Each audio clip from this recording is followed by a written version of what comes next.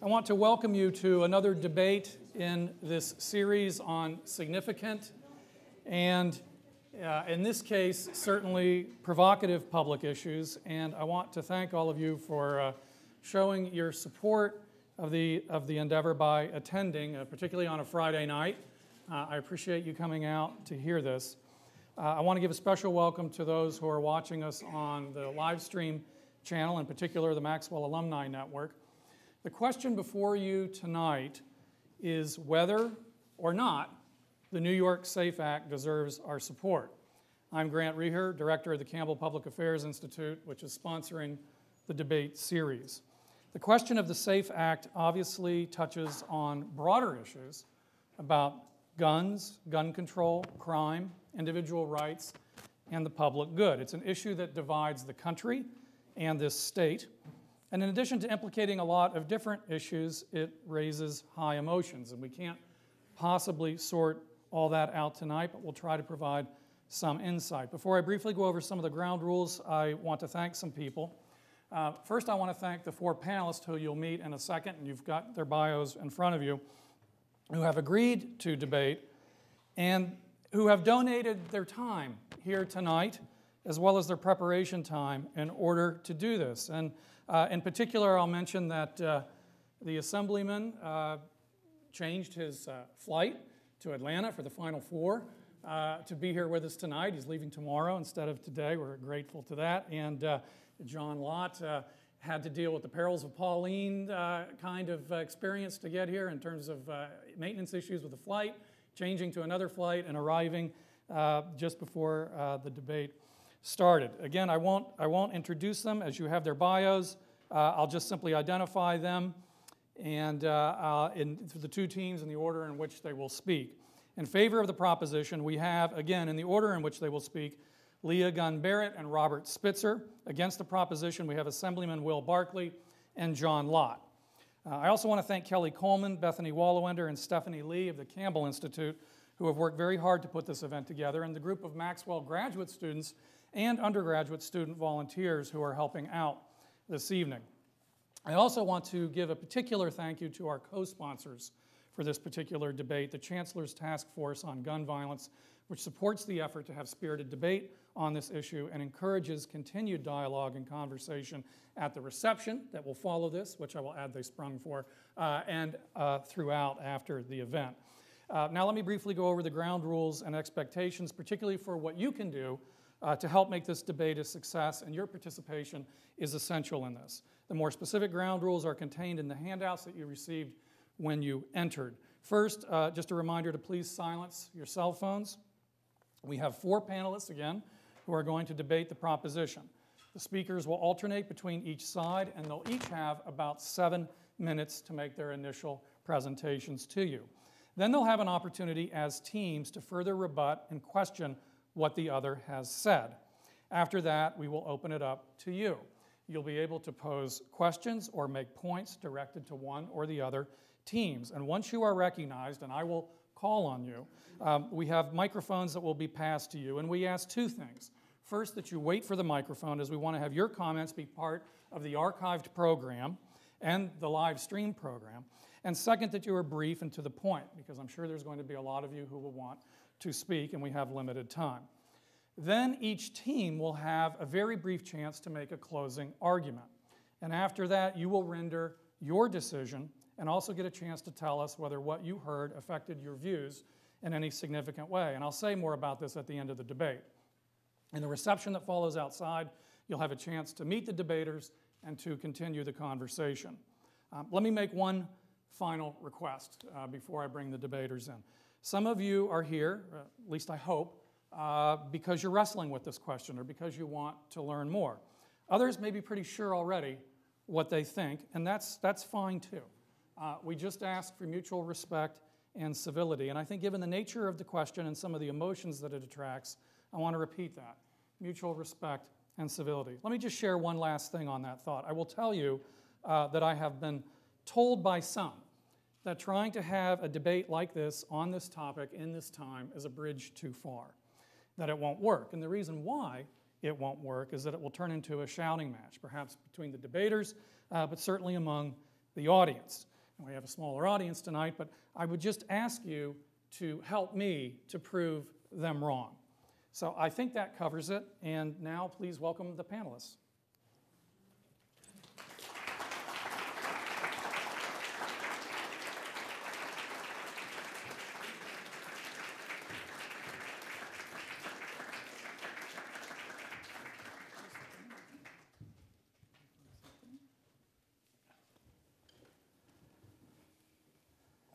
So Leah, the floor is yours. What about the furniture?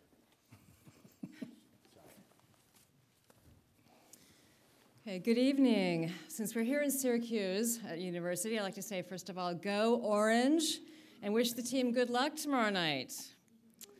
Now to business. The New York SAFE Act was passed January 15th by a bipartisan legislature, signed into law by Governor Cuomo, and is supported by over 2/3 of New Yorkers. SAFE stands for Secure Ammunition and Firearm Enforcement, and it's aptly named since this common sense law will save lives. More than 31,000 Americans die every year from guns, and nearly 100,000 are injured. Did you know that since 1968, more Americans have died from guns here on our soil than have died in all the wars this country has ever fought? Gun deaths in America have been described as slow-motion mass murder. Gun violence is a public health crisis, and it's the responsibility of our elected leaders to protect the health and well-being of their citizens. With the tragedy of the Newtown massacre of 20 small children and 6 women, Americans have awakened to the horror of everyday gun violence, and they expect their government to act to protect them and their children. With the passage of the New York SAFE Act, New York now has among the nation's strongest gun laws. New York has also a relatively low rate of gun ownership, around 18%. When you combine strong gun laws with low rates of gun ownership, you get fewer gun deaths. This is why New York has the 5th lowest gun death rate per capita in the country. Conversely, states with weak gun laws and high gun ownership have the highest rates of gun deaths. Alaska has a gun ownership rate of over 60%, and its state law is among the nation's weakest, and it leads the country in per capita gun deaths. There were still over 1,000 gun deaths in New York in 2010, and New York residents suffered due to the weak gun laws in other states. In 2011, 76% of the crime guns used in New York State to kill, rob, rape, and harm our citizens came from states with much weaker gun laws. In addition to the human loss and tragedy, we as taxpayers pay a huge toll in medical costs, police time, and prison costs responding to the illegal guns that arrive on our streets because of weak gun laws in other states. New York SAFE is designed to save lives with common sense measures that limit dangerous weapons and high-capacity magazines and keep guns and ammunition out of the wrong hands. If Congress were to enact this law for the whole country, lives across the country would be saved, and New York would not be flooded with illegal weapons in cities like Syracuse, Utica, Buffalo, and Albany, and New York City. So what does the SAFE Act do? Number one, it requires background checks on all gun sales and ammunition sales, including private sales, which were not covered under previous law. Why would anyone object to keeping guns out of the hands of people with criminal records, serious mental illness, or under restraining orders for domestic violence? 92% of Americans support universal background checks. Even the NRA leadership was for background checks before they were against them. Why would the NRA leadership oppose background checks? Let me see. Here's one theory: fewer gun sales. Even the weak federal background check system has kept about 2 million criminals and other dangerous people from buying guns since 1994. Say a handgun costs $100, and that's conservative. The gun industry has been deprived of $200 million in sales during that period. And the same math applies to background checks on bullet sales. Number two, the New York SAFE Act strengthens the ban on military-style assault weapons. General Stanley McChrystal, who led our troops in Afghanistan, said the public should not have access to military-style assault weapons and high-capacity magazines for the simple reason that these are weapons of war designed to kill large numbers of people very quickly. Assault weapons and high-capacity magazines were used at Columbine, Virginia Tech, Tucson, Aurora, Oak Creek, and Newtown. Assault weapons are especially lethal when combined with high-capacity magazines. Number three, the SAFE Act limits bullets and magazines to 7 rounds, the lowest in the nation. New York State hunting law limits hunters to 6 rounds. So 7 bullets are a reasonable number for law-abiding gun owners. Adam Lanza, the Newtown shooter, took just 4 minutes to shoot 152 bullets and killed 26 people. We now know that he had 10 30-round clips with him when he entered the elementary school. Had he only been able to get 7-round magazines, his maximum firepower would have been 70 rounds instead of 300. And he would have had to reload his AR-15 assault rifle 21 times to get the same number of rounds off. Do you think he would have killed as many people? Effective gun laws work. In Australia in 1996, after a man killed 35 people with an assault weapon, the Conservative government imposed a strict assault weapons ban and bought up nearly 600,000 assault guns from private owners. In the decade before the ban, there were 100 people who had been killed in 11 mass shootings in Australia. In the 17 years since the ban, there have been no fatal mass shootings, and suicides have gone down. Strong gun laws save lives in Australia. They can do the same in New York and the rest of the United States. Number 4, the New York SAFE Act requires pistol and assault rifle recertification every 5 years. Recertification of gun permits, like with driver's licenses, will help law enforcement determine if the gun owner has engaged in any criminal activity that would keep him from continuing to own a gun. At the Binghamton mass shooting 4 years ago, the shooter had a lifetime firearms permit, so law enforcement didn't learn of his violent behavior that would have disqualified him from his gun permit. 5, New York SAFE requires the safe storage of guns in homes where people live who have been convicted of a crime, involuntarily committed, or subjected to an order of protection. This protects New Yorkers by helping to ensure guns don't end up in the wrong hands. Under the New York SAFE Act, despite what you may have heard, no law-abiding gun owner will be kept from buying a gun or rifle, nor will owners have to give up any guns that they currently own. In a civilized democratic society, personal rights or freedoms must be balanced with responsibilities to protect the safety and freedom of others. The First Amendment gives you the right of free speech. It doesn't give you the right to shout fire in a crowded theater or libel or slander someone. The Second Amendment right to possess a gun is not absolute. None of these rights are absolute. The Supreme Court said the Second Amendment does not mean any gun, anytime, anywhere. The right to own a gun should not impinge on my right or your right or anyone's right not to get shot. In New York, our elected officials recognize this by passing the New York SAFE Act. Let's hope Congress has the courage to do the same for every American. Thank you.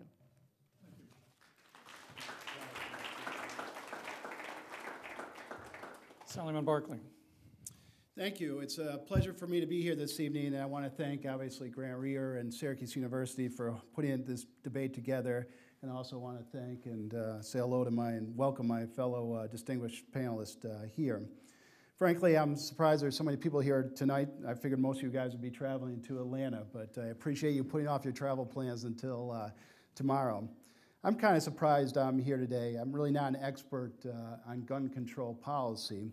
I would say I've always been, in my time in the Assembly, a pro-gun rights person, but gun control really has not been an issue in my district. In fact, in the 10 years that I've been in the Assembly, I would say I've maybe gotten 2 or 3 letters until the SAFE Act was enacted from people that wanted to have more gun control. And some people may find that a little bit ironic, because I think my district, which is Oswego County and parts of Onondaga and parts of Jefferson County, is a fairly rural area, and I would suggest that probably our gun ownership percentage is much higher than a lot of other places in the state. But simply put, gun violence really is not an issue in my district. However, in light of the SAFE Act, obviously this issue has come to the forefront, and rightfully so, and I've gotten much more educated on gun control. Unfortunately, it was after the act was put in place. One of the biggest problems I have with this act is how it actually was enacted in New York State. It was done extremely quickly. We had a message of necessity from the governor that waived the 3-day waiting period. It was put out there. My conference had about 2 hours to read the bill and conference the bill and go on the floor and debate it. And nevertheless, we're still able to debate it for about 5 hours on the floor. But regardless, it still passed. So there was no input from experts in this, no input from sportsmen, no input from citizens, no public hearings on this. And I thought it was very unfortunate the way it passed. Frankly, I didn't support the legislation. I still don't support the legislation because I'm unconvinced it's going to accomplish what the governor and the bill sponsors claim it will do, and that is reduce gun violence. I would note there are provisions in the bill that I could support, the standalone provisions. Obviously, we want to keep guns out of the hands of the mentally ill, but generally the law simply puts onerous obligations on law-abiding citizens and does little to reduce gun violence. The governor and supporters of the SAFE Act have argued that opposition to this legislation, we heard a little bit of this before, is simply misplaced. They claim they're not trying to take anyone's guns away, but rather just enacting common sense legislation to make us safer. And I'll grant them, I don't think they're trying to confiscate guns through this act, but the practical effect is a lot of people are turning in their guns. There's so-called assault weapons because they don't want to undergo their registration requirement. I've heard from a number of people in my district about that. And I don't think there's any doubt that there are some gun control advocates out there that really believe that we should have confiscation of guns. And so I think for a lot of people, that's why they view this legislation with great suspect. So let's just quickly examine. I'll just tell you what my three biggest problems with this legislation are. Start off, it's the expansion of the definition of the so-called assault weapons and outlaws the sale of these weapons in New York State. And just in way of explanation, we didn't hear before, maybe we can get into a little more depth later on, but really there's not a significant performance difference between what they call assault weapons and what are just normal weapons. Mostly it's aesthetics, that's really what the difference are. The big difference is between semi-automatic weapons and automatic weapons. Automatic weapons, AKA machine guns, they've been illegal in the United States for numerous decades. And you've maybe heard, just bring it back to Syracuse, you heard Coach Boeheim say after some press conference, he said, why does anybody need a machine gun to shoot deer? Well, it's unfortunate these comments are made because I think they cause a lot of confusion out there. Frankly, you cannot use a machine gun these days to shoot deer. So anyways, the idea of an assault weapon is it's very scary maybe looking, but assault weapons aren't really responsible for gun violence, and there's really no difference between assault weapons and regular weapons. In fact, in 2011, in only 21 of the 769 homicides where rifles or shotguns, whether these be assault weapons or non-assault weapons, were even used. So out of 769 homicides, only 21 of those used long guns. The second problem I have with the SAFE Act, and my fellow panelists hit on this earlier, is the number of rounds of clips of ammunition you can hold, and it limits it goes from 10 to 7. Currently in New York State, you can't have a clip more than 10 already. It's unclear, and the sponsor and the governor have never specified how this will make us safer. Presumably the thought is that fewer rounds in the clip, the shooter will have less ammunition to shoot off before having to take a break and change a clip. To me, this seems simply arbitrary, frankly. If anyone's intent on killing as many people as possible, lowering the rounds a clip can hold by 3 will do very little good. As in many mass shootings, the shooter either will have multiple weapons or will simply change the clip. Indeed, this provision was found to be so unworkable because many guns only come with 10-round clips, and as a result, in the budget we outlawed that thing. So currently now you can have a 10-round clip in New York State.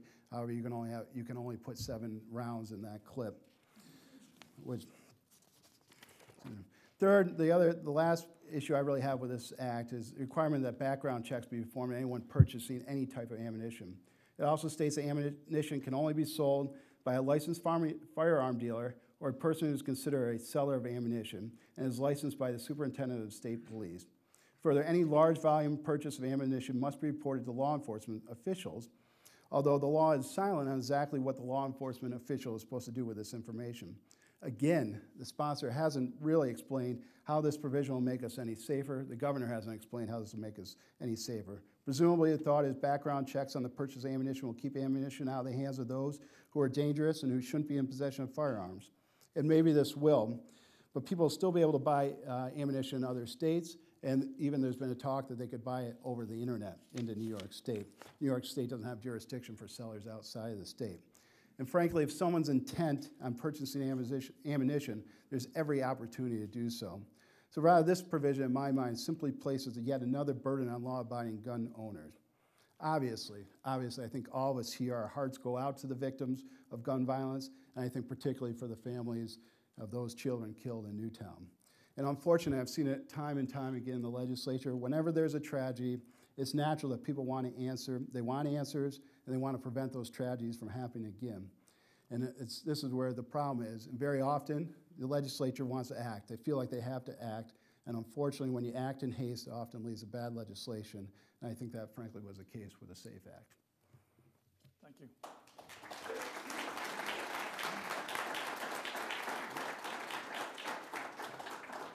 Bob Spitzer. Good evening. I want to thank our kind host, Grant Rear. Grant said that we could not have PowerPoint tonight, so I wore this shirt instead. So, I want to make 5 points. First point, to contribute to the arguments of my debate partner in support of the New York SAFE Act, let me point out something about how the legislative process works, which of course, at least some of you know. The SAFE Act has been criticized because it was done quickly and by the top leadership in Albany, and one may certainly criticize that as a mode of operation. I would only note that this is how Albany handles many high-priority legislative items. The handling of this bill, in fact, is less an anomaly and more typical of the way Albany handles legislation. Now, one may agree or disagree with that process, but this bill was not unique in that regard, and that's the only point I would make about it. More to the point about the legislative process, in the making of legislation, the perfect is the enemy of the good. And there's no such thing as a perfect piece of legislation. This is not a perfect piece of legislation, but it is a good piece of legislation, as consistent majorities of New Yorkers have said in an array of public opinion polls. Second point, the New York SAFE Act does a number of things. It's a big bill, and I wanted to just briefly mention some things that my partner did not get to. It increases penalties for shooting first responders, the so-called Webster provision. It imposes harsher penalties for using guns in crimes. It allows handgun owners to opt out of public identification, which has been an issue in some counties downstate, as you may know.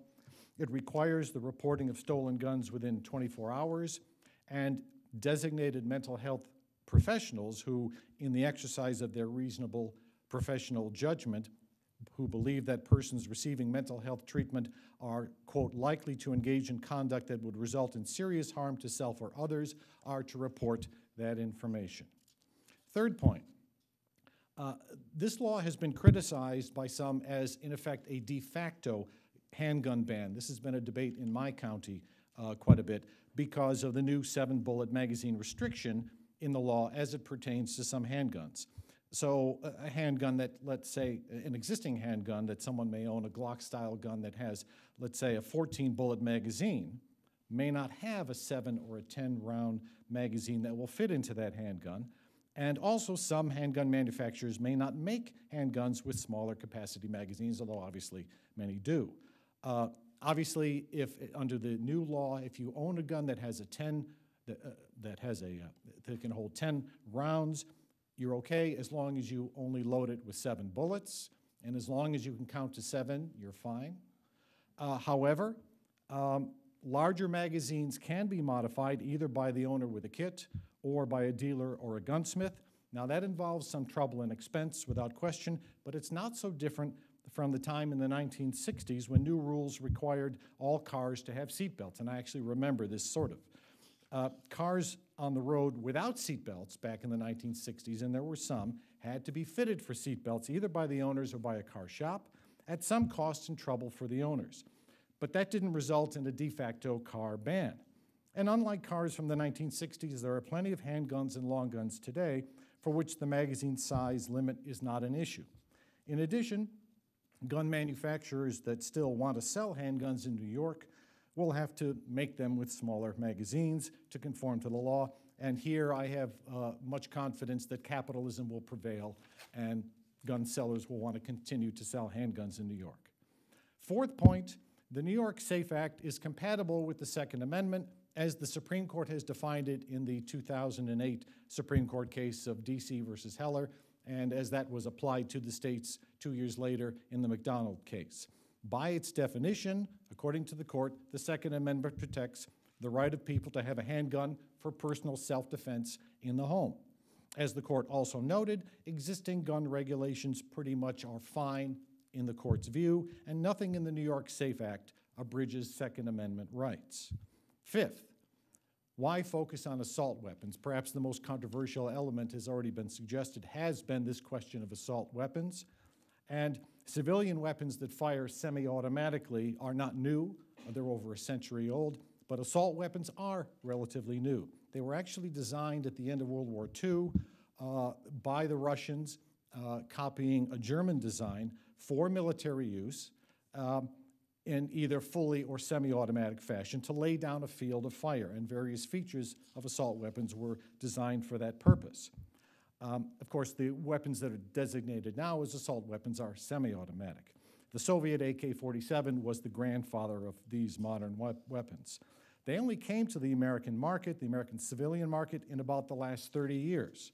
And sales only began to really take off in the late 1980s when the market was flooded here in the US by cheap Chinese imports. Their military origins and nature were a primary selling point used by the manufacturers to persuade Americans to buy these weapons, although more recently they have downplayed them. Further, assault weapons do indeed constitute a small percent of all guns in society and a small percent of guns used in crimes, but several studies from the late 1990s and 2000s did show that the use of assault weapons in crimes declined during the federal assault weapons ban. Assault weapons have been the weapons of choice of drug gangs.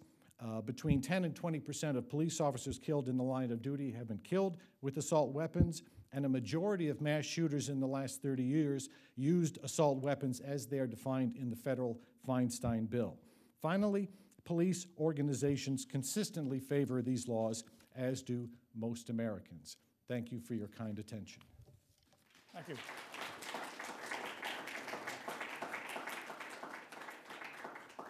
John Lott. Well, thanks very much for inviting me here. Glad to be able to spend time with these panelists, and I appreciate Grant for organizing this. I think that this bill is going to reduce gun ownership. I think that's primarily the reason for passing it. It's like $85 now to go and deal with the background check cost as well as the transfer fees for gun dealers. So now all transfers are going to have that. It's going to make it more expensive for people to own guns. To buy ammunition, you're going to have the same types of costs that are going to be there. $85 seems like a lot of tax to put on somebody buying ammunition. The question I would like to have people think about is who is going to be affected by that? And my belief is it's basically going to be poor minorities, particularly blacks who live in high-crime urban areas, who are going to be disarmed as a result of this. If my research teaches me anything, it's basically poor people who live in high-crime urban areas, the people who are most likely to be victims of crime, are the ones who benefit the most from being able to own guns to protect themselves. These are the very people who are going to be disarmed. And the interesting thing to me is that while this was passed so quickly in Albany, 2 hours, you have to really ask yourself why they didn't want to have a debate on the thing, because I think it would have educated people about many of the problems that they've acknowledged have existed in the bill afterwards. But in other states where they have had debate and have been able to think of amendments to go and offer to try to make the bill stronger when it went through, in many states, Republicans, because this has been the pattern across the states that have adopted these laws right now, to put in expensive taxes to people being able to buy guns. Whether it be Maryland or Colorado or some other places, amendments have been offered to exempt poor people below the poverty level from having to pay these taxes. And time after time, Democrats vote en masse in order to not exempt people below the poverty level from paying these types of taxes. We've been hearing about the assault weapons ban. I'd be interested in actually having Robert mention the names of the studies that have been done, because if you look at studies by criminologists and economists, even the one I assume when you're talking about Roper and Roth, because in that study, while they do find a small drop, they say it's not statistically significant that they have there. And in fact, if you look at the studies that have been done by both criminologists and economists, they find either no effect, and some of them find statistically bad effects from this. It's not too surprising. I think Robert's discussion was pretty misleading in terms of talking about when these assault weapons were being developed, because there's a huge difference between AK-47, which is a machine gun, and a civilian version of that. These guns are functionally identical to any semi-automatic hunting rifle. One bullet comes out per pull the trigger, they reload. Another bullet comes out per pull the trigger, it reloads again. The alternative would be some type of manually loaded gun, like a bolt-action rifle. I assume there's a reason why they're not trying to ban all semi-automatic guns. The vast majority of guns owned in the United States are a version of semi-automatic. There's big safety benefit for people defending themselves with semi-automatic guns. And to go and ban some guns based on how they look, there's a reason why dozens of academic studies, including the 2004 National Academy of Sciences report that was there. The National Academy of Science report at that time could not find, which is after the time he's talking about, could not find any evidence that assault weapons bans had had any beneficial impact in terms of reducing any type of crime rate. And as I say, it's not too surprising. Look at background checks. I think the main effect of this is just to impose an additional tax on people buying guns. Look, we all want to keep criminals from buying guns. The question is, how many criminals are you stopping versus how many law-abiding citizens are you stopping? And the thing that isn't brought up here is the false positive rate. So what was mentioned earlier was that there were over 2 million people that have been stopped as a result of these background checks. What's not mentioned, when the claim is prohibited people prevented, or I can't remember the exact term you used, but something like that. The correct terminology is 2 million initial denials. There's a huge difference between initial denials and prohibited people prevented. I'll just give you a simple example. You may remember the late Senator Ted Kennedy. 5 times he was on the no-fly list. There was somebody else who had a similar name to Senator Kennedy. He was initially denied flying. He later flew. I assume you're not going to count him as a terrorist that was stopped from flying 5 times. It wouldn't make much sense to go and argue that. But that's the way this 2 million number is being counted. Anybody who was initially denied is being counted as a prohibited person. When you go and read the annual NICS checks reports, you find that at least 95%, and it's not clear how much more than that, are law-abiding people who you had false positives stopping them from buying guns. And here's the problem. Plus, there's an additional 7% who are delayed, most of them 3 days from being able to purchase. Plus, you have other problems with the system. And the problem is, when you're delaying all these law-abiding citizens, some of them may have needed to get guns quickly for self-defense. I'm willing to concede that the vast majority of these delays are simply inconveniences. They're a tax for buying guns, essentially. But when you're dealing with such incredibly large numbers, you're going to deal with a significant, statistically significant number of people who really did need to get a gun for self-defense. And any of the work that I've seen that actually breaks down the delaying factor from these background checks finds increases in 2 types of violent crimes, rapes and aggravated assaults against women. It's not a huge effect, but the net effect from having these types of delays is about a 2% increase in rapes and aggravated assaults. Now, one thing I was going to try to show you is lots of graphs, because there are a couple points to make. One is you cannot find a place in the world where guns have been banned and murder rates have gone down. Even when you look at rules like Massachusetts registration, which has reduced gun ownership from 1.5 million people to 200,000, you've seen big increases in their murder rates relative to the other states. They've gone from being 30% below the average of their neighbors to 30% above. I'm happy to talk about Australia during the later period, but what you have here is many people make cross-sectional comparisons. And the work that we do these days in research basically shows that you can't control for differences across countries correctly, and I'll try to explain more about that later. But thank you very much for your time. Thank you.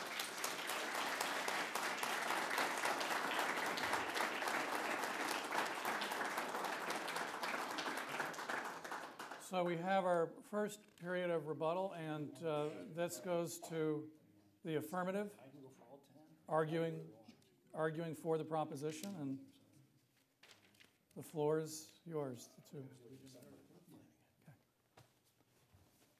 I'll just make a few points. John Lott made the argument that the new New York SAFE Act would deprive or does deprive the poor and minorities in urban areas of getting guns, and that they will be disarmed. But those people don't have guns.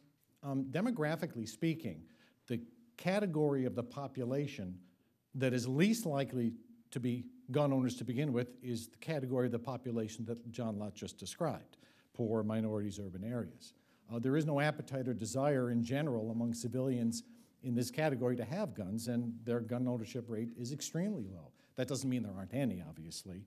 And gun trafficking in large cities is certainly an issue, an important problem, but in terms of self-defense and self-protection in the home, there is still a constitutional right to do it, regardless of where you live. It is certainly possible to obtain a gun. There is a certain degree of expense. That is the case. And that also leads to one other related point, which is if anybody is concerned about safety and self-defense, whether at the home or out in the streets or in an automobile or any place else, guns are one alternative. But if you're concerned about safety, it's important to think about all of the ways to protect oneself, to protect your home, to protect your family, to protect yourself on the streets. Guns are one answer, but they're not the only answer. I mean, in a home, bars on the windows, an alarm system, a dog, cutting down shrubbery that maybe you don't like anyway. I mean, there are lots of ways to make yourself safer that don't involve guns.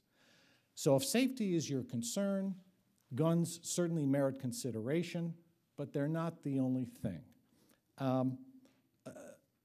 I would add, in terms of self-defense issues, John Lott was talking about assault weapons. Not really a great choice for self-defense. The weapon that most Americans buy for self-defense purposes is a handgun, and handguns fire with each pull of the trigger in general.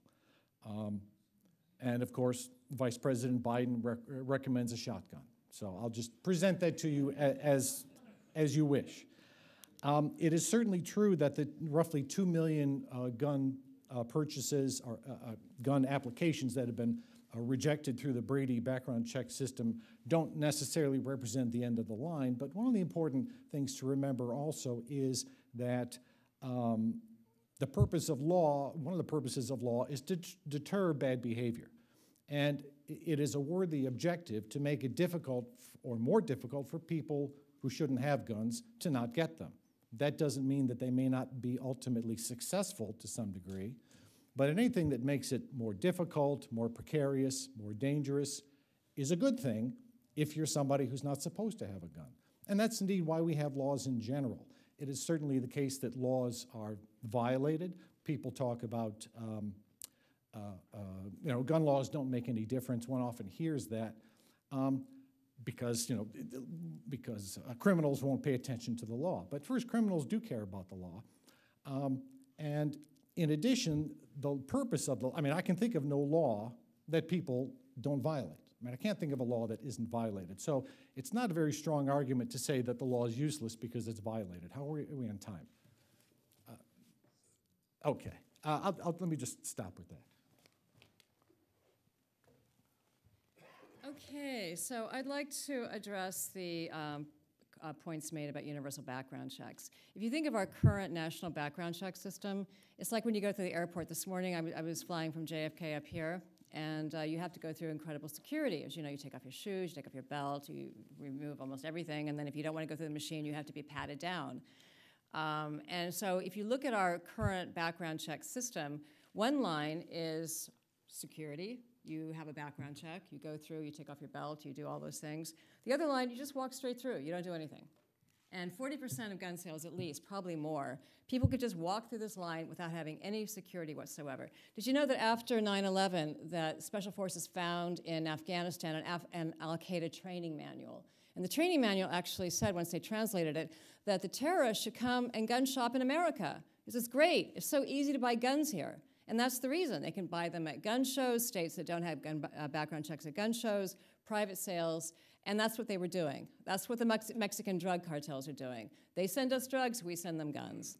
I mean, it's easy. Everyone knows this. Everyone across the world knows how easy it is to get guns in this country. So extending background checks nationally to every single gun sale, you can't cover every single one de facto, but you can certainly do a lot better than we're doing now, is necessarily going to keep guns from the wrong hands. It's not going to keep them from everyone's hands, but it's certainly going to help. And why not to do what you can to actually cut down on the wrong people getting the guns, whether they're al-Qaeda terrorists or someone who has a felony conviction or has been convicted of a domestic violence infraction, any of those.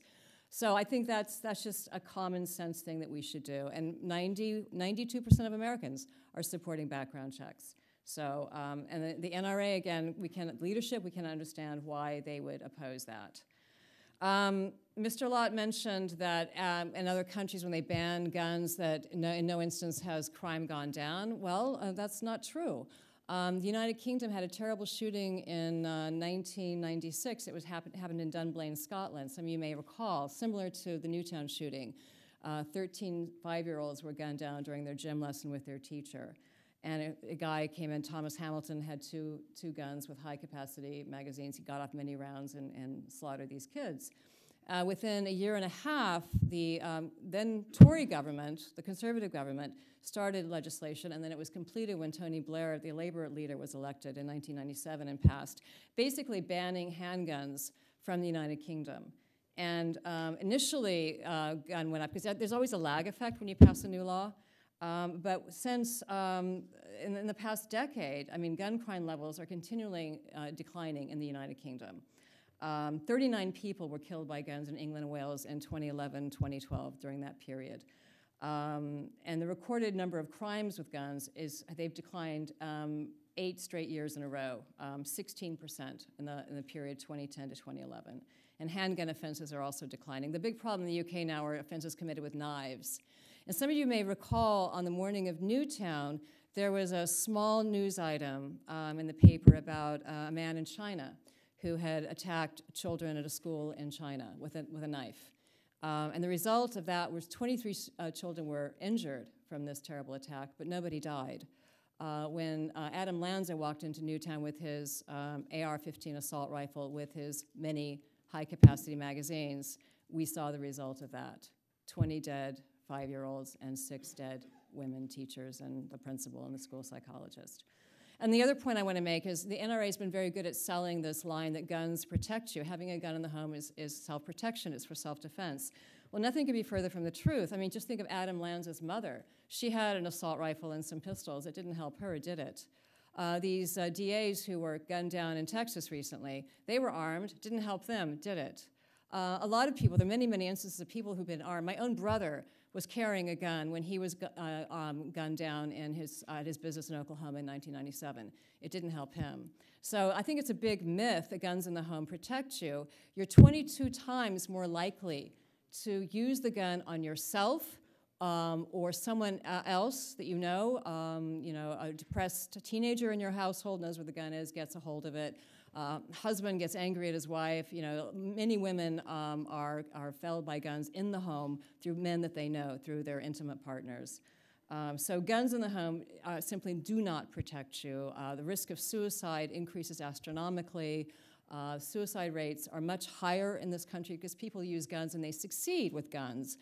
In many other countries, if you try another means of committing suicide, your chances of succeeding, killing yourself, are around 5%. If you try with a gun, your chances are really high, like 90 to 100%.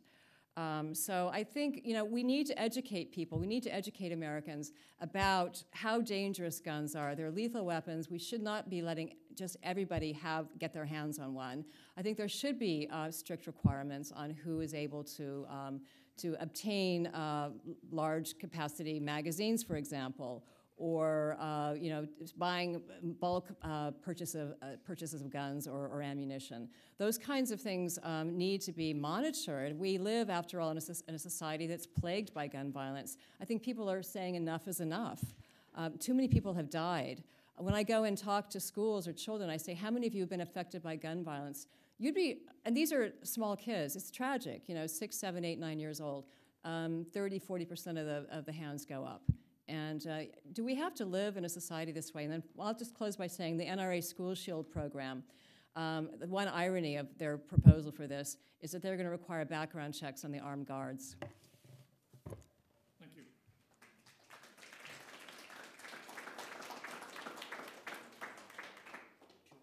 Against the proposition, 10 minutes. Okay, well, thanks very much. Just on the different points that are raised here, we're talking about gun ownership rates in New York versus the rest of the country. I mean, one of the reasons why relatively poor people don't own guns in New York, well, as they do in the rest of the country, is because of all the regulations that you have here right now. Has anybody seen like a map of concealed handgun permits in New York City? Nobody in Harlem has a permit. The people that have permits are on the Upper West Side. You go and read a list of the people who have been graced with the ability to go and defend themselves. They're all very well-connected political people, almost all white, basically. Not the people who are most likely to be victims of crime. Again, it's just amazing how discriminatory the system is, and they're going to make it even worse in terms of preventing poor blacks, the people who are most likely to be victims of crime. In New York, because it makes it so costly for poor people to buy guns compared to other places, is much more racist in terms of preventing the very people who are most likely victims from getting guns. Now, we're told that there are other things you can do in order to protect yourself. There's something called the National Crime Victimization Survey. It's been looking at surveys about 150,000 people each year for over 30 years now. Amazingly detailed data. It's people who have been victims of crimes, you know, their characteristics, the characteristics of the criminal, what crime was committed, the time of day, the location, whether the criminal was armed or unarmed, what he was armed with, how the victim responded.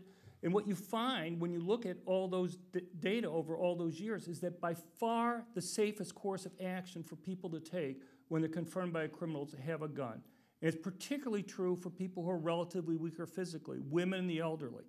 Women who behave passively when they're confronted by a criminal are 2.4 times more likely to end up being seriously injured than a woman who has a gun. For men, the effect isn't as large, mainly because with women being attacked, you're talking about a male criminal attacking them. There's a larger strength differential that exists there, and the presence of a gun represents a much bigger relative change in a woman's ability to go and defend herself. Now, I've been hearing more about background checks, and it is worthy to try to stop criminals from getting guns.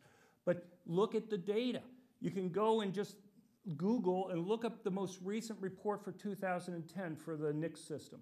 76,000 initial denials. They were able to bring cases against 44 out of 76,000, and they won convictions in 13 out of 76,000 for the country. Now, if you look at those 13 cases, not one was what you would call a dangerous, really dangerous criminal. The most egregious case that you have there is a 65-year-old man who tried to buy a gun for his wife because she had been threatened. And what happened, 45 years earlier, he had gotten into a fist fight with his brother on the front yard. Neighbors had called the police. He'd been arrested. He pleaded guilty to a misdemeanor domestic violence case.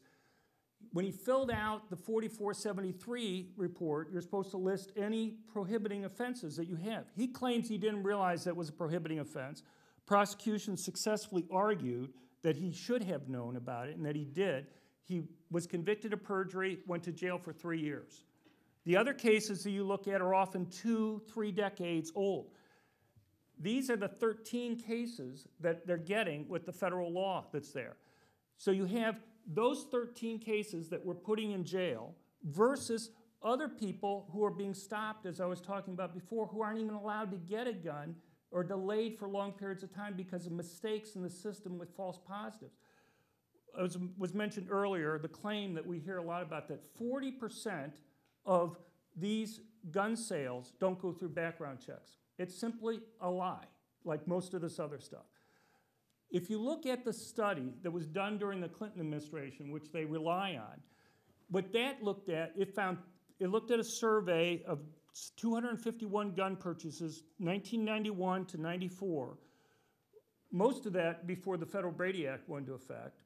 What you find when you look at that, their study claimed that 36% of transfers were without background checks, not sales. There's a huge difference when you change the word transfers to sales, because the vast majority of those transfers were within family inheritances and gifts. For some reason, I think if you had talked about within family inheritances and gifts being the real problem, it wouldn't have quite the effect on people as going and using the term sales that you use there.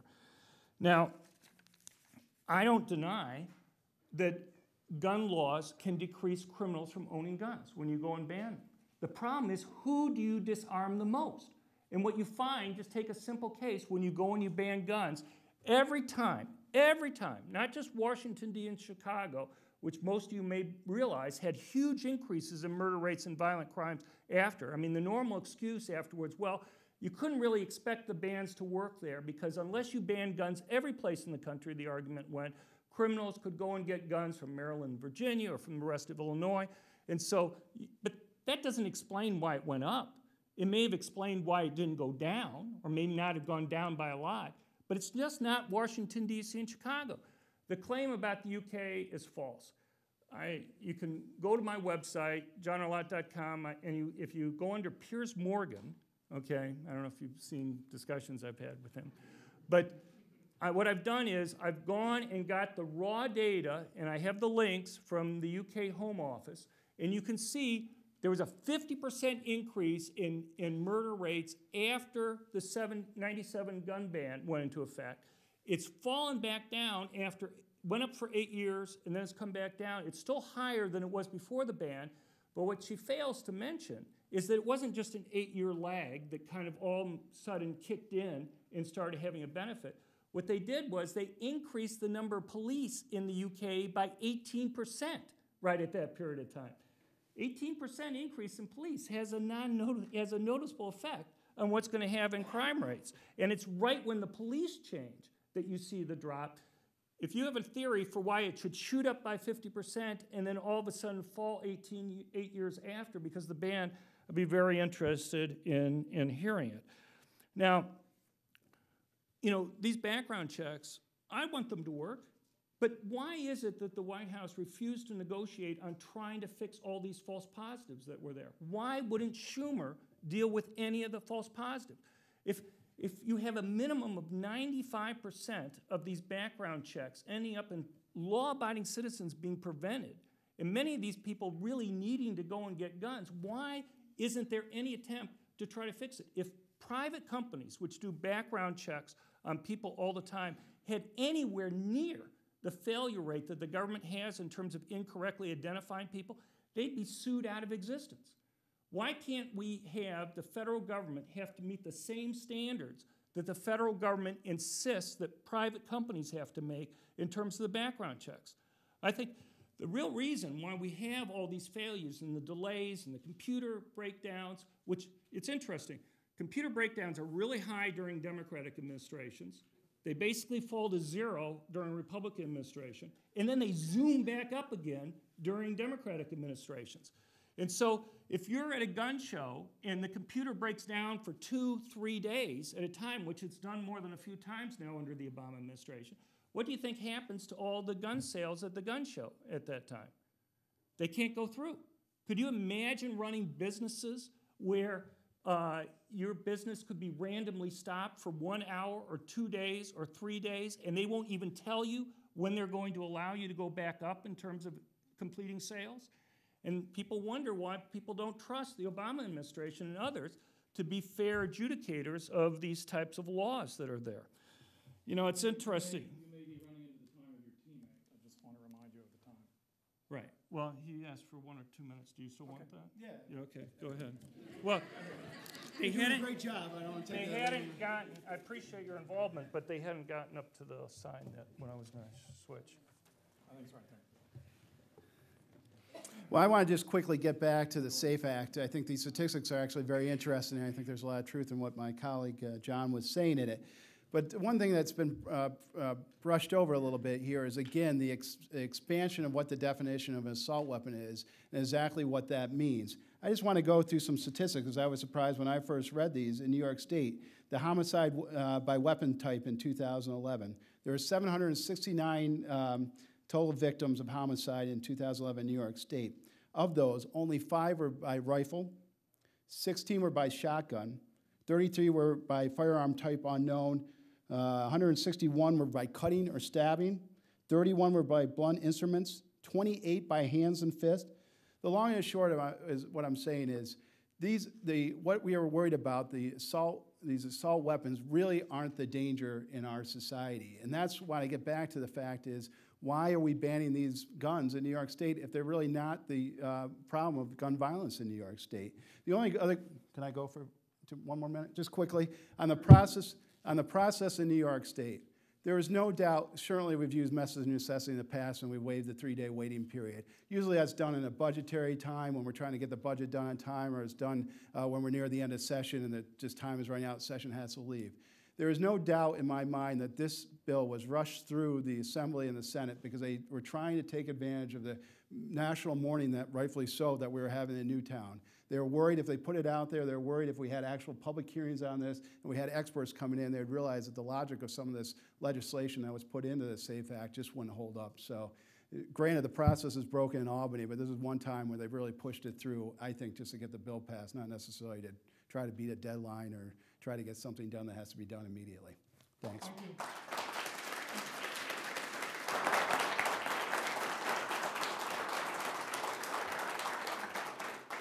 So we're at the stage now where we take questions and points from the audience. Again, what I would like to ask you to do is raise your hands if you'd like to be recognized, and I will call on you, and we will bring a microphone to you. So we'll get this gentleman here and this gentleman here.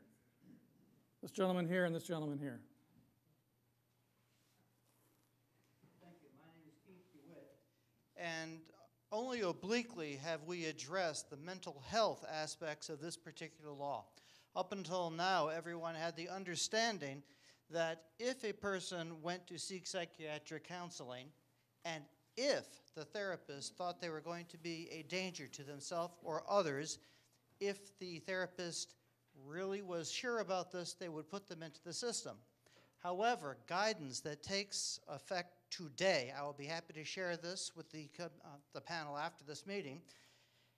Any admission to a state psychiatric center, voluntary or involuntary, will be automatically reported unless the treating physician documents that a particular person does not, emphasize, meet MHL 9.46. How does this not reduce the possibility of gun ownership? The scenario being, a gentleman finds out his wife just died in a horrible car accident. He's despondent. He doesn't know what to do. He seeks help. Up until recently, the new psychiatric the book on treatment, was going to be listing grief as a psychiatric problem. Is this person now incapable of owning a firearm? Once this is reported, I think we've got the question here. So let me move now. And is it directed to the affirmative, or just to the panel in general? Okay. Does anyone want to make a response to this? Go ahead. A couple of points.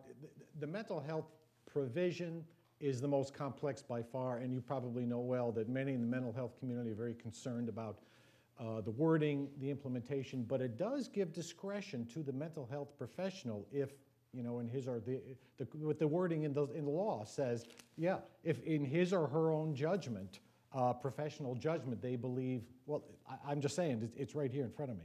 yes, I know it is, but That's going to lead up to guidance that was lawsuits. published by the Office of Mental Health today, which I will be happy to share with you, there is no more discretion. The psychiatrist, if the psychiatrist actually sees the patient, has to deem that the patient is not a danger to self or others, where before the burden was he had to be assumed to be a danger to self or others. Right. Again, I will be happy to share this with the panel right after this meeting. John Lott, did you want to comment? Yeah, I mean, I think it's dangerous. I think it's dangerous for multiple reasons. One is you're going to scare people into not getting treatment that they should get for even, and I think you're right. It's going to end up disarming a lot of people. I mean, even Chuck Schumer, when he's been arguing in Washington for having mental health provisions in there, he himself acknowledged that, you know, just a tiny fraction of the people who are going to be denied are probably actually dangerous. This is so broad that even his tiny fraction, that when he was referring to involuntary commitments, he was saying a tiny fraction. Here you're talking about voluntary, people voluntarily going. I mean, you have to have some discussion. That's the reason why you can't pass these in 2 hours. You have to have some discussion someplace of the costs and benefits of these types of laws. How many bad people are we really going to stop? How many good people that should be able to get a gun are we going to disarm as a result of this and make it so they can't protect themselves? And in most of this discussion, it just says stopping certain people from getting guns is good. They never examine how many of those are actually being stopped. And if you look at the research that's done, I don't know of a single criminologist or economist study since the National Academy of Sciences report that's found a benefit from either background checks, either federal or state, in terms of reducing any type of crime. I want to stick to the particular topic here. And Suleiman Barkley, you wanted to speak, Well, and I Leah just Barrett, and then we want to get this next gentleman after the two of you. Quickly, guess how many mental health experts testified before this bill came to the legislature to be passed and debated? Zero. No, it did. So I assume this is maybe one of the issues. There are a ton of issues that seem to be leaking out of this bill as we move along, problems. One of them, very obviously, was law enforcement initially wasn't exempted under this bill. We had to clean that up under the budget bill. It seems kind of amazing that something like that would pass, and it took us I don't know, 2 or 3 months to actually get that fix in the bill. So there's going to be a lot more problems with this bill as it continues to roll out. And last word on this, Yeah, Leah. on the mental health Barrett. provisions, I'm aware the Mental Health Association of New York State has been talking with the governor's office about some of the concerns. And one thing I would just say in general is I don't believe that mentally ill people should ever be demonized. They're far more likely to be victims of gun violence than perpetrators, number one. And I think the way, a lot of people turn the Newtown tragedy to a discussion about mental health and not gun access, I think was unfortunate. We have just as many mentally ill people, and at some point most of us will probably have some bout with mental illness in our lives, as any other country in the world. But where we differ from other countries is our access to guns, and the combination is particularly lethal. We are afraid that this I'm going to get this gentleman here now. Go ahead, sir. Tom McFilmy. I would like to, the first forum at this place was started out with I speak to you in peace, and I do. At our forums, we opened with 80 million law-abiding gun owners killed no one today. I don't know why a crackdown on crime should lead you to my house, but it's misled, clearly. I don't know how they have the gall to name a bill after the Webster shooter. The Webster shooter beat his grandmother to death with a hammer, and they let him out of jail. The assassin of the head of prisons in Colorado was supposed to serve 2 back-to-back sentences, and because of a paperwork glitch, after one of them, they let him out of jail. And we have a white supremacist, ultra-violent gang put back into our community by the people that we're supposed to trust with this bill to make our lives safer. I don't trust the people who crafted this bill to make my life safer.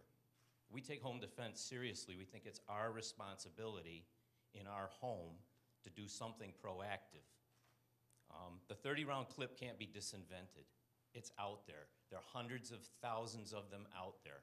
You can harass people who own equipment like that, and maybe 40 years from now it'll have some effect. It'll be impossible to measure. And this bill relies, purely on voluntary compliance. And I wish everybody in favor of this bill would spend a little bit of time thinking about what a mandatory forced compliance of this bill is going to look like. It scares me. Thank you. Questions now? That was a statement. This gentleman here. This gentleman here who's standing up. Yes, thank you.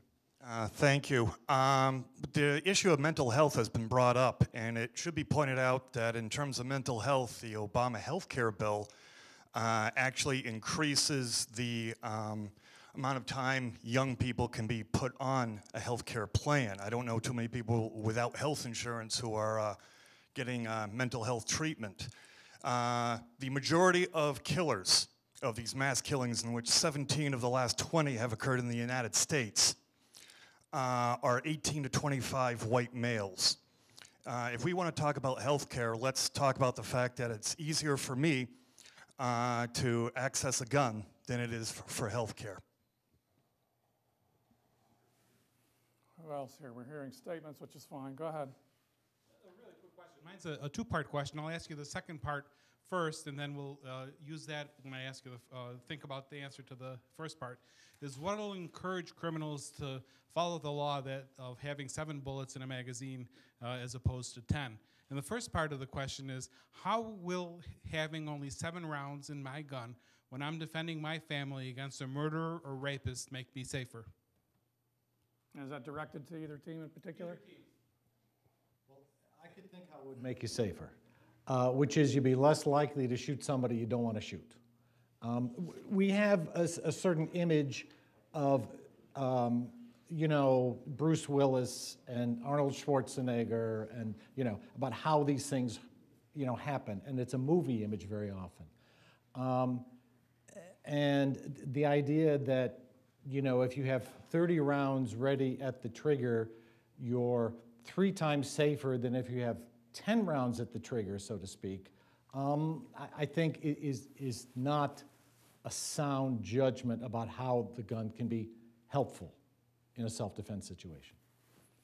Leah Barrett, you wanted to get in. How many times has your home been invaded?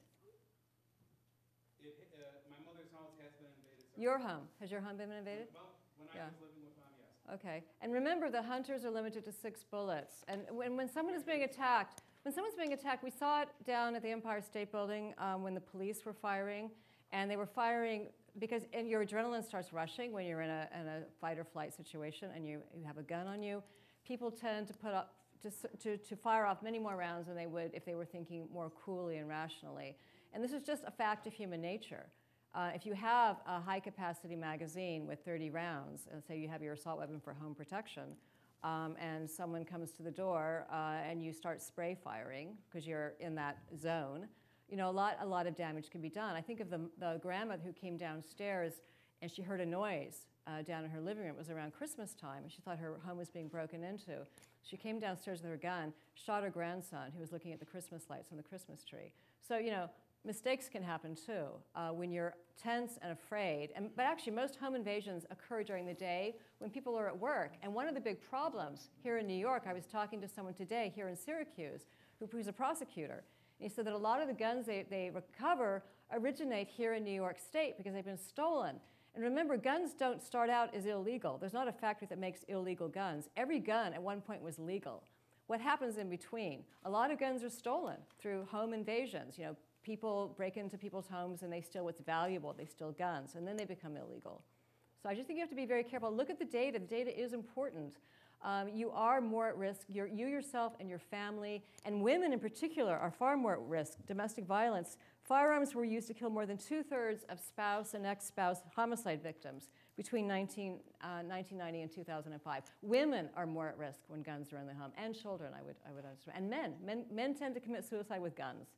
So 60% of our gun deaths are suicide. It's not just the criminal element. It's actually what we do to ourselves with guns. Let me see if these folks here want to weigh in on this. Leah, in her earlier statements, and now as well as Robert, have been making statements about the risks of having guns in the home. What she said earlier in the debate was that you know, that having a gun in the home, she said, was 22 times more likely to kill you or a loved one than it was. She didn't finish the rest of it, but it would be to go and kill a criminal. No, to repel an invader. I did say that. To repel. Well, the studies don't talk about repel the invader. The studies talk about killing. There's one study that includes wounding in there. None of them talk about repelling the invader. If you're talking about all Arthur Kellerman's work and the related ones that are there. Here's the problem with it. There's basically 3 problems with this. One, the first 2 are data problems. The way they do the study is they would look at people who died in or near a residence over the course of the year and ask the relatives of the deceased whether a gun was owned there. Then they would assume that if you died from a gunshot and a gun was owned there, that it was that gun that did the killing. In fact, when people have looked at the data, I'll just give it for the first of the studies, they looked at 444 homicides. It turned out only 8 of those deaths were from the gun that was in the home. The other 436 was from a weapon brought in from the outside. If you just fix that one error in the data, it reverses the results. The second problem that they make, and this is related to the debate we just had a second ago, is that they only count times where you kill the attacker. Only 1 out of 1,000 times where you use the guns defensively is the attacker killed. Woundings are about 7 or 8 times more frequent, but they're still much less than 1%. So all the other times where simply brandishing or firing a warning shot causes the criminal to break off an attack are giving no benefit.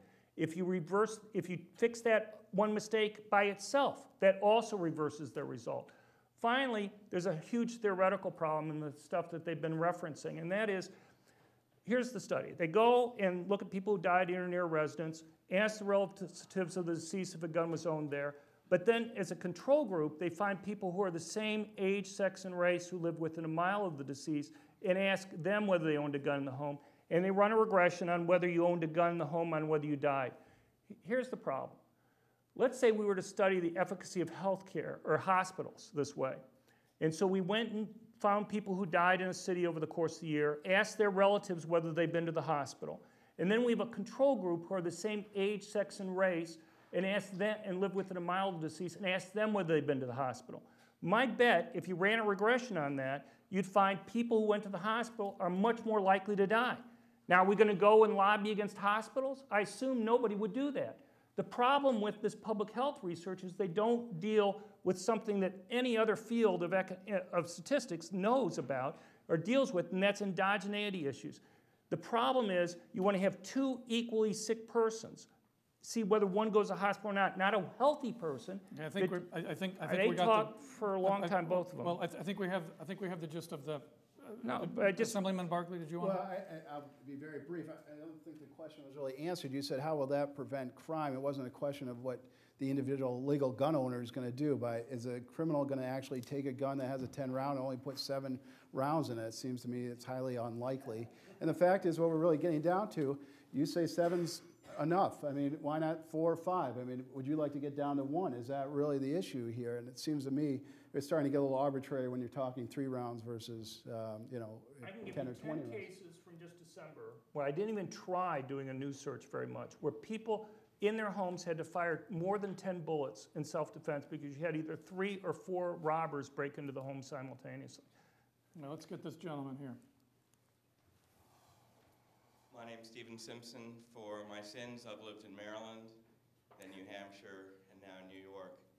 And 2 of the states have gun laws that are very similar, and 1 has gun laws much more in line with what most of the country, what I would say, what our founders intended. It's very interesting sitting here listening to the panelists talk, because on one side, for me, there's just outrageous misrepresentation of the facts. And it's really hard to stand and listen to this, and the emotion of the children. Leaving aside whether something's constitutional or not, my concern with this Safe Act is whether it's going to change the behavior of the people that actually do the crimes, or if there's going to be no change of their behavior and incredible increased work, expense, trouble for law-abiding people to go about what their constitutional right is. When I lived in Maryland, if you bought a gun, you had to wait 7 days, and all the handguns were, there was a shell casing that went to the state police. I believe no crime has ever been solved in Maryland from a shell casing. In Canada, they had, for the long gun registry, they had a shell casing requirement as well, and they've gotten rid of the long gun registry in Canada because the expense was way in excess, multiples of what they predicted it would be, and again, they never solved a gun crime in Canada with shell casing. Do the criminals obey the laws that everybody else is going to obey, or do they just go breaking more laws? I don't have any handguns in New York State, because for me to have a handgun in New York State, I have to fingerprints, photograph, sheriff's department, $90 for this. I've done the safety course. Only in New York State would you have a handgun safety course where you don't touch a gun.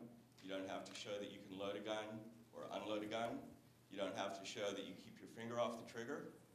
You don't have to show that you can hit a target. Okay, I'm gonna intervene here. You posed one specific question that I want to put to the affirmative, and this is the question of behavior change. Can the 2 of you speak to this question of changing the behavior? I think this was the real challenge here that this gentleman put. Change the behavior of. Changing behavior of potential criminals. Well, This is the original That's not question. really, the right question should be, is My their point- behavior changing? My point was, relative are the to criminals who's going to on the law? change their behavior based on this, while law-abiding citizens are going to have an incredibly increased difficulty in living their Second Amendment rights through? Are you Okay. referring to like the background checks or the limits Just of the talking about bullets laws in or? general. Oh, well, I think absolutely. If you have universal background checks on all private sales in New York, you're going to deter certain individuals from buying a gun because they wouldn't pass a background check. It's The interesting question that is, in Maryland, let me just take it. The question is relative, he's asking. He's saying you're going to be discouraging to law-abiding citizens to own guns. He's saying maybe you'll do some with criminals, but what evidence do you have that you relatively will disarm the criminals relative to law-abiding? That's what I understand you're saying. absolutely, Okay. and Okay, all right. Okay, so now that we got that straight, your response, and we're moving on to the next person. Go ahead, Rob. Who wants to make it? Well, there's several things going on. I mean, first of all, if the law has more sanctions in it, it means it's more opportunities for law enforcement to prosecute the bad behavior that it wants to prosecute. So that's a good thing. In addition, we know that guns are obtained through secondary market type sources of the sort that we've been talking about. And if you can establish a system, a regime, a system to make that, to have background checks for that X percent, 30%, 40%, it's a non-trivial number, then you're making it more difficult for people who might want to obtain guns for bad purposes to do it. It doesn't mean that it's impossible to do, but it means it becomes more difficult to do. That also is a good thing. But that's not his question. His question is a relative Well, change. I think the gentleman can speak for himself. No, but I'd love to speak for myself. Briefly. Why is it that this universal background check or this background check is terminology that has such double meanings? When I live in New Hampshire and they call the NCIS list, I'm not on the list, I can buy a gun, takes me 5 minutes. Mm-hmm. In Maryland, when I bought a gun, it's 7 days. So what does state police do in Maryland that's different than what happened? They don't do anything different. They call the FBI, yes or no. In New York, what's different in New York? It's yes or no. Why is the process so long? The universal background check is a different thing. That's the question. So briefly on this, then we're getting this gentleman up here in the tan hat who's been waiting for a while. So go ahead, sir. You've had plenty of time. Do you want to make a comment on this? Well, I would just say the New York process is much more detailed than it is in other states. That's absolutely true, and because they're doing when the state we're moving police, on to this gentleman I here. want to answer. All I've done is restate what his question is for everybody because they weren't answering. We're moving on to the next gentleman here. Sorry. Go ahead, sir. Go ahead, sir. Let's hear from the guy here. Thank you. Well, my question has to deal with the 7 rounds, whereas the gentleman over there that posed the question, does that make us safer? So my question is why is it that police would be exempt from 7 rounds in their magazine? And they had to make a provision because they left that out of the bill and they're rushed to pass it through. And so they did that. So my question is do the police face any different threat than me as a gun owner that would allow them to carry more rounds than 7 in their magazine than me? Well, I think they do. The police deal with crime every day. I think they put themselves in harm's way much more often than the normal citizens. But who's the crime against that the police are responding to? Is it against them? No. I mean, in their cities, they're responding to, a 911 call, domestic violence, a fight, a dispute. But they're not. The scenarios are endless. But they're armed. Police are armed. They're not armed in a country like the UK. Increasingly, they're starting to become.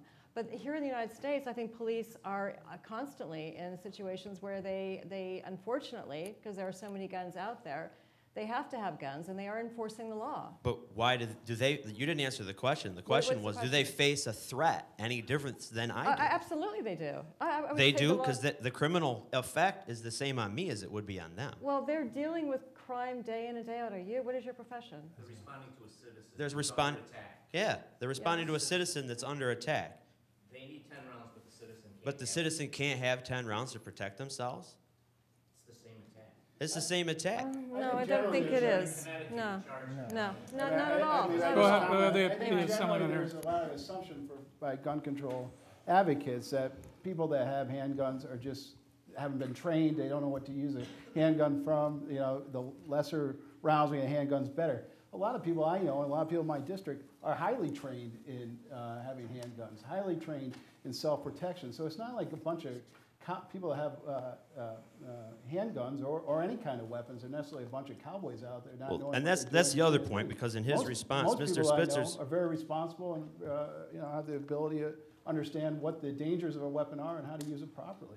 Okay, I'm going to be mindful of time. There are other people that want to ask Can I just questions and make comments. one more, and it'll be short. Quickly, okay, and that was Mr. Spitzer's response to him was that we go out and you see these movies with Bruce Willis in it. Well, that's projecting something onto me. That's saying if there was a loaded firearm sitting on that podium right there, would anybody in this room step down there and pick that up and empty the magazine? So why would you say that? But you're projecting that thought that's saying that me as a law-abiding citizen, I'm going to do that. Okay, we got this woman here on the same row.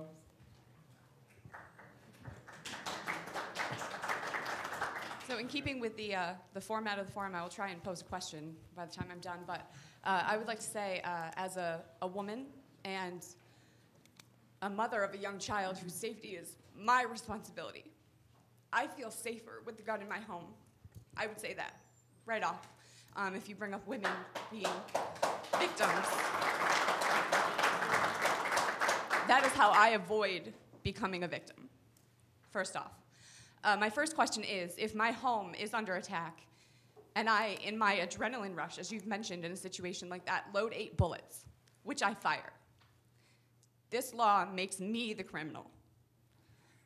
How do we avoid criminalizing the people who are simply attempting to defend themselves and home from someone who is a lawbreaker from the beginning? So the bill that you've passed that is supposed to keep me safer and allows me only 7 bullets to defend myself, if it takes me 8 to protect my daughter, it takes me 8. But this bill makes me a criminal for the number of bullets that I fire in self-defense.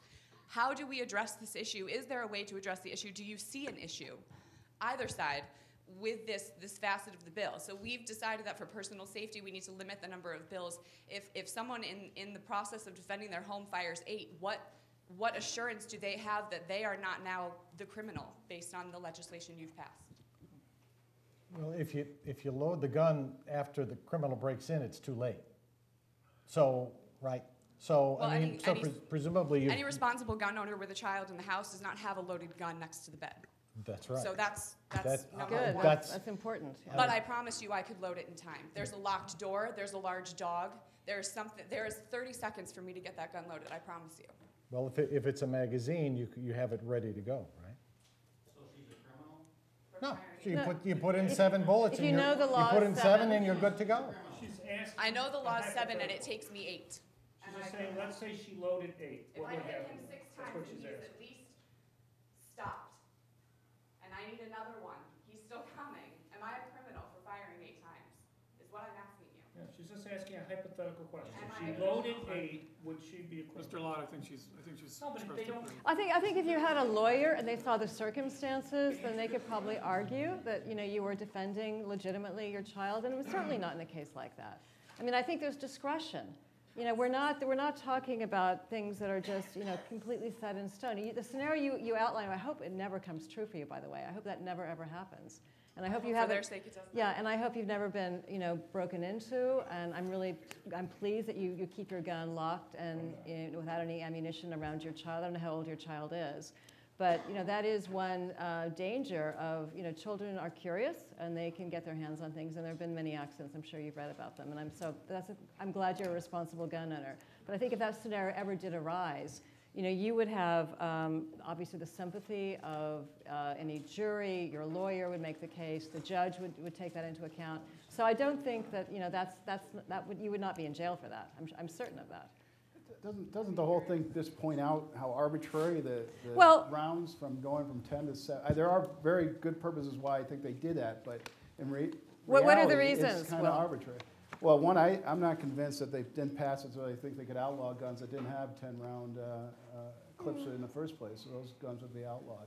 I think that's one of the reasons. If it's not, then it was completely arbitrary, and that really doesn't make sense to me. Why not say 6? Well, everything is sort of arbitrary anyway, isn't it? I mean, 10, 15, but going 30. From 10 to 7 is what's really strange. I mean, it's one thing from going 100 to 10 maybe, but going from 10 to 7 seems well really, 6 is arbitrary for hunting, right? I mean, how was that number picked? 5. I thought it was 6 in New York State. Is it 5? The state Actually, law it's state says law. 6. The state law It says states 6. Look it up. It says New York State hunting law. I'd like 6. to say something. I really appreciate the woman's question there. What I would say, though, I think there's one thing that everybody's commented on, and that is how you should store a gun in your home. And I think the risks of a child dying from accidental gunshot are much smaller than most people would like you to believe. You can go to the CDC website, their mortality and morbidity reports. You can look at the latest numbers that they have for 2010. For kids under age 10, you're talking about 25 accidental gun deaths in the United States. For kids under age 15, you're talking about, I think it was like 53 accidental gun deaths. When you consider the fact that there's 16 million people of that age group in the United States, and that about half of children, over half of children live in households with guns, I would argue it's pretty hard to think of almost any other item in the home that has as few accidental deaths are associated with. You have more than almost 4 times as many kids under age 5 drown in bathtubs than you have under age 10 who die from accidental gunshots. But beyond that, if you it may be fine in your place to go and lock up the guns, but it doesn't make sense to do that all the time. There are trade-offs that you face. You have to go and try to think there are going to be some places where there's a high enough crime rate that it's better to be able to get access to a gun quickly. And that's going to be the main effect. And I think rules or advising everybody that they should lock up their guns is simply irresponsible, because you're going to increase the number of deaths if you don't have people try to take into account the conditions of where they live or not. We're going to move to closing arguments now. One person from each team will have 2 minutes if they wish to sum up their cases. What do you say if we close? What do you mean? No, we really need to move to the question. You can ask the bottom line. You can ask the bottom line question in the reception. Do you want to do it? I'll be happy. Who's going to give the 2 minute? I'll do it. Okay, go ahead. Okay. She's better looking than me. So first of all, thank you for coming out tonight to debate this issue. And I think hopefully we were able to shed some light on what the SAFE Act is actually intended to do, what its provisions are. It isn't a perfect bill, no bill ever is. But one thing is undeniable. This country suffers from epidemic rates of gun violence, injury, and death, which I think people should not tolerate in the name of the Second Amendment or some principle. As we said, no right is absolute. There are very few controls, limits on guns in this country, certainly not at the federal level. A few states like New York, like Maryland, like California now, like Connecticut, actually have done something to address the gun violence epidemic, but they can't do it individually. We need strong laws at the federal level. These are reasonable laws ensuring that people who shouldn't have guns don't get their hands on them, and outlawing universal high-capacity magazines that have been used in so many mass shootings and used to kill a lot of police officers. Assault weapons with high-capacity magazines have killed a number of officers. 1 in 5 police officers killed in the line of duty has been killed with an assault weapon with a high-capacity magazine. And it's really ultimately, I think, a philosophical question. What kind of society do we want to live in? Do we want to live in fear that someone's going to break down our door and rape and murder us? I mean, in reality, how often does this really happen? Americans should not be so afraid. What are we so afraid of that we have to arm ourselves to the teeth? I think it's sad. It sets a very bad, I think, example for our children to grow up in this sort of atmosphere of fear. And the statistics speak for themselves, the number of people who die and are maimed and injured every single year by guns. The rest of the world looks at the United States in a very odd way, like how can we put up with this? Why do we put up with this in the name of some abstract principle? And people who don't have any facts to argue the case often will cite freedom, Second Amendment. And I could go to town on the studies that Mr. Lott has cited. But if the gun industry were really interested in data, they wouldn't have cut off gun research in 1996. Okay, and President Obama, through his executive decree, actually reinstated it. Okay, thank you.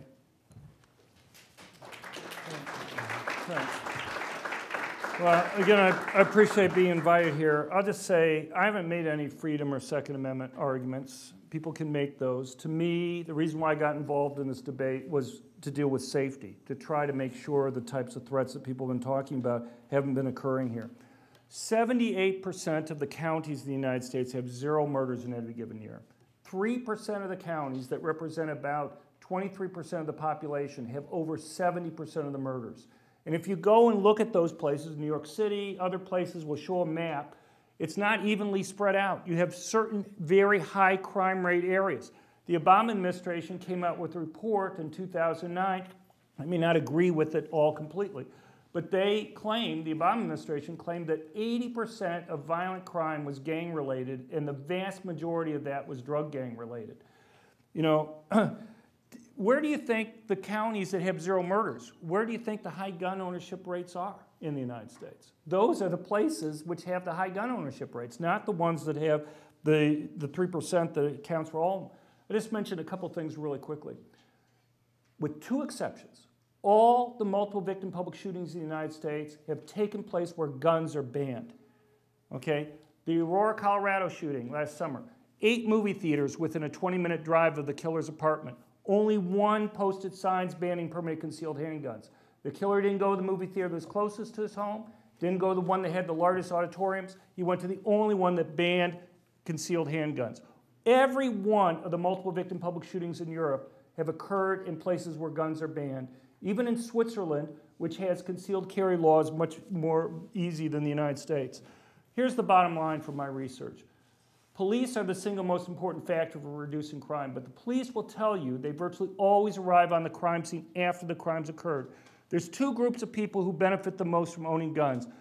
People who are most likely to be victims of violent crimes, poor people who live in high-crime urban areas, particularly blacks, and people who are relatively weaker physically, women and the elderly. And these types of rules that are being advocated here are going to be disarming the very people who are the most vulnerable people in our society and need guns the most for self-protection. Thank you.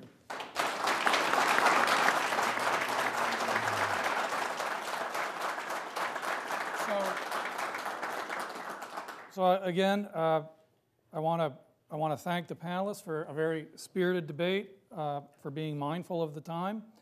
And I want to thank all of you for attending and for contributing.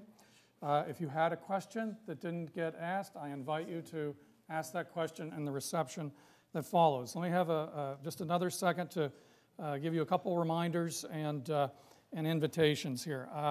But first, though, I'd like to ask us if we could give the debaters and ourselves another round of applause here.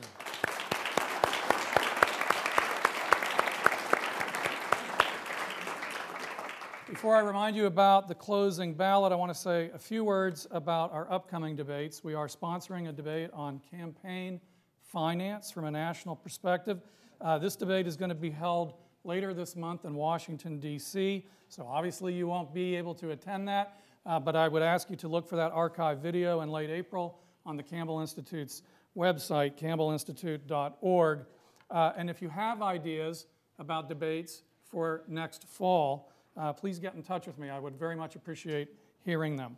Now, for your votes on tonight's debate, as you leave the auditorium, you're going to be given a ballot, and it has 2 questions on it. The first one is a repeat of the question that you answered on your way in.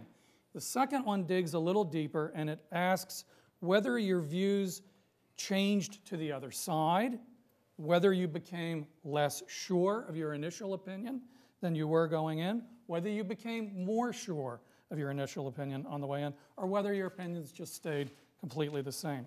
We'd like to ask you to check those off and return the ballot immediately, and we'll announce the results during the reception. And this brings me to the reception. We have food and drink outside, and as you have seen in the bios for our speakers, 2 of them, one on each side of this debate, has written on this topic, and we have some of their books available for purchase and signing if you're interested in that. The one thing I would say is that Bob Spitzer has to leave for another engagement that he's actually co-hosting later this evening. So if you have an interest in getting his book signed, I would ask you to do that quickly during the reception. Please join us for the reception, and we can continue this conversation, or we can figure something else out to argue over. Thank you very much.